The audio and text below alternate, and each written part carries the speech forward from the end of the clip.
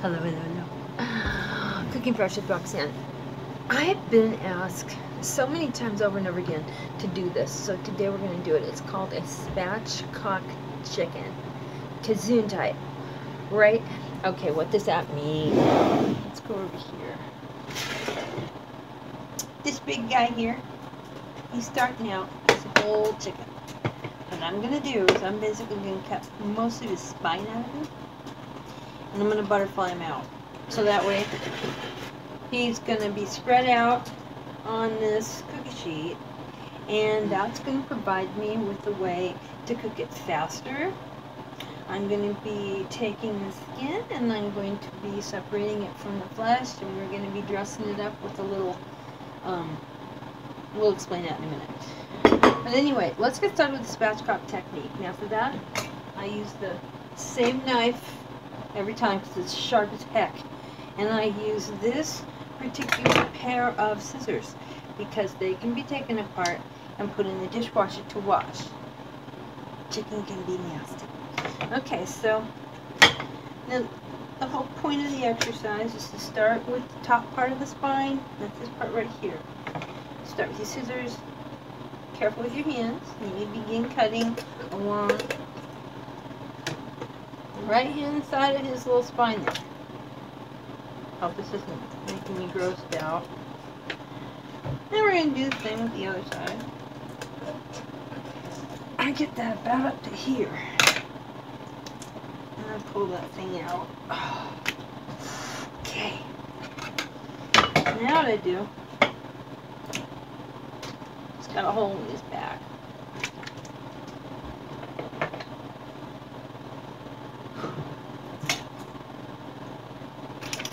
Alright, gotta get my hands dry.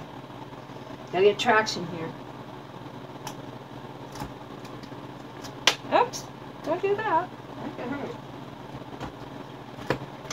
There we go. Did that. Ha ha ha, that's the money shot. Crunch!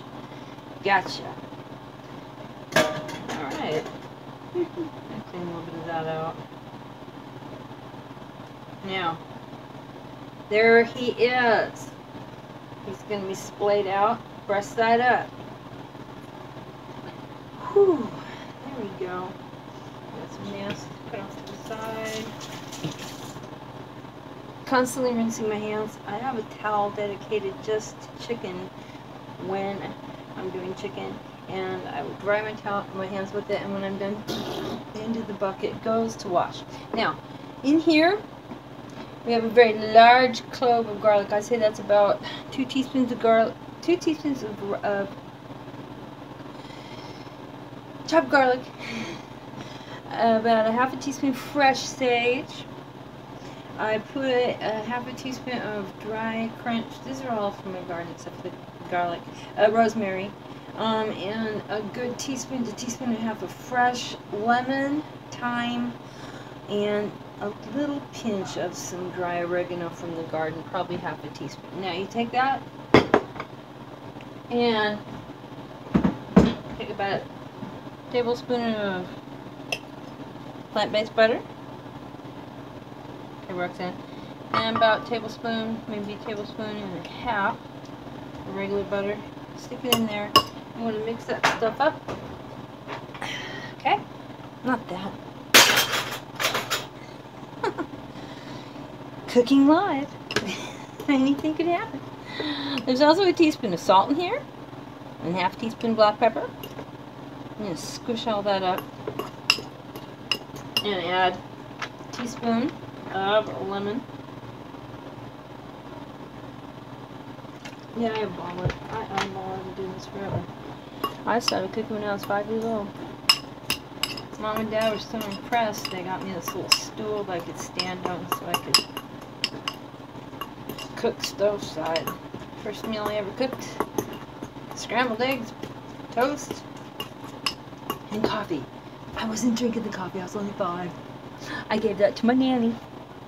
She was over. Mom was kind of showing her what my skill sets were. Well, the girl can cook. Now what I'm going to do with this is I'm going to start taking my fingers and opening the skin up. Okay? Opening the skin up, what do you mean? Sticking your fingers in here, opening that breast area up there. You get your hand down in there. And what you're going to do is you're going to take that buttery stuff there that you just made up. You got the garlic in it and all the good stuff. Like he liked. He didn't like his salad bars. He likes, he's a fatty boy. Yeah. Sometimes you got to clip the skin to get, because you want to open it up. All that, open up. Okay. We're going to get all that stuff and stick it in here. And once we're done doing that, at the very end, I'm going to whip up a little dressing. It's just simple. Salt, pepper, olive oil, lemon. And that is what we spread all over this. I'm going along with not butter on the skin. I'm putting olive oil on it. Because guess what, folks? Olive oil cooks at a much higher heat temperature. So you know what? That skin is going to be crispy. Mom and Dad have that crispy skin. Yes, we do. Oh my God, do we like our crispy skins? That big old bolus. Big old bolus of yumminess. Bolus is a medical term. Like it up. I always use phrases with people. They don't know what they mean, and I go, great. Learning opportunity now. Because I do believe that every time something new comes into our lives, like a new word, new technique, new something, it's an opportunity for us to have an experience. Learn more about it, enjoy it, or maybe hate it. But how do you know? Until you've actually gotten in there and you've given it a good old try. Now, back to my chicken tail. Rock. Salt, pepper, where'd you go? Okay, you're over there behind the camera. Good. Now, put that away. This tablespoon of olive oil. That's the good stuff too. Teaspoon. Yeah, teaspoon and a half. Move that flavor. Get you going. Pepper. Yeah, the thing with the pepper is you get the pepper in here and you make this like a dressing. It begins to emulsify, and then you stick it all over the skin, and what that does, again, crispy, but crispy with flavor, crispy with the purpose. That's what I say. And now we get to use our massage techniques. Massage the bird. Don't leave anything out.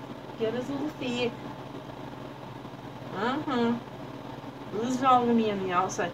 I found that I cut back on the butter part, the putting it on the skin with the butter part. I cut back a little bit on the butter because I was noticing it was just sitting in the bottom of the dish.